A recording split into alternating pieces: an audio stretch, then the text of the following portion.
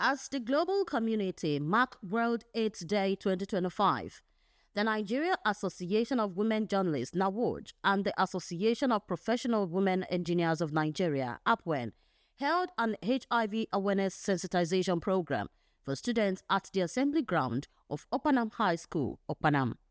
Dwelling on the theme, Overcoming Disruptions, Sustaining Nigeria's HIV Response, the Zonal Secretary of NAWOJ, Comrade Eunice Emeyazia, reminded the students that stigma remains one of the biggest obstacles to ending AIDS.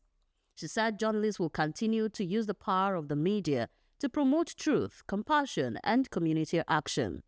Comrade Emeyazia urged the students to reject myths and discrimination, adding that every person deserves dignity and access to healthcare without fear. NAWOJ is the voice of the voiceless, and we have been trying all we can to amplify the voices of women and children. So this is part of what we do. And it's part of the activities that have been marked out to celebrate the 60th days of activism. We believe that prevention is better than cure. So that is why we have come to speak to the children here at Okpanam High School. Then we also told them the issue of stigmatization. They should not stigmatize those who already have HIV/AIDS. Because we know that this issue of disruptions in funding is an issue right now across the globe. So the government should work on that and help those who already have contracted HIV/AIDS so that they can always get these drugs, even if it's at a subsidized rate. AIDS does not show in the face. So we have to be careful how we live our life. But that's what I'm said to do.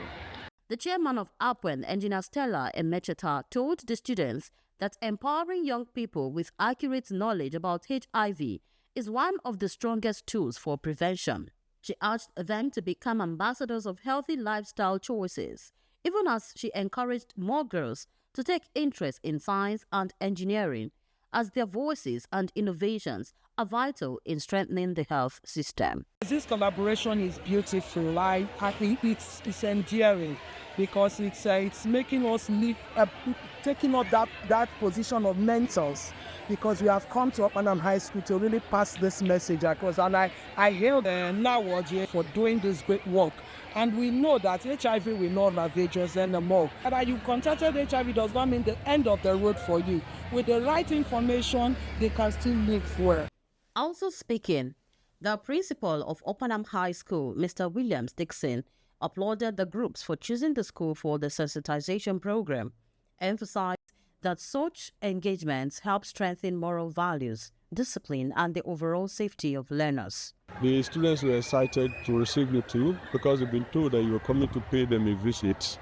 And they really appreciate your support so far for especially the girl child, what you've been doing for us in the past, and what you propose to do in the future. Similarly, the Vice Principal Examinations, Mrs. Augustina Terre, described the sensitization as timely, noting that adolescents face increasing exposure to misinformation. Female journalists and female engineers, you are doing good work. I pray that God will grant your effort with success and bless all of you.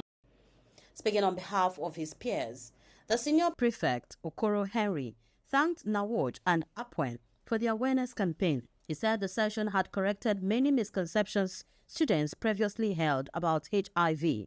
Henry promised that students would share their knowledge with others and work together to create a stigma-free school environment. About the HIV and AIDS stuff, it's really a good thing that you all have come to enlighten the students about it. I want to say a big thank you to APWEN and NAWOJ for coming to my school to enlighten the students on this HIV and AIDS. Meanwhile, a new UNAIDS report, Overcoming Disruption, Transforming the AIDS Response, warns that international HIV response had suffered its most significant setback in decades due to sharp reductions in international funding, adding that millions could be left without essential prevention and treatment services. As global funding shrinks and prevention services face disruption, NAWOJ and APWEN say educating young people remains critical to sustaining progress and ensuring no community is left behind.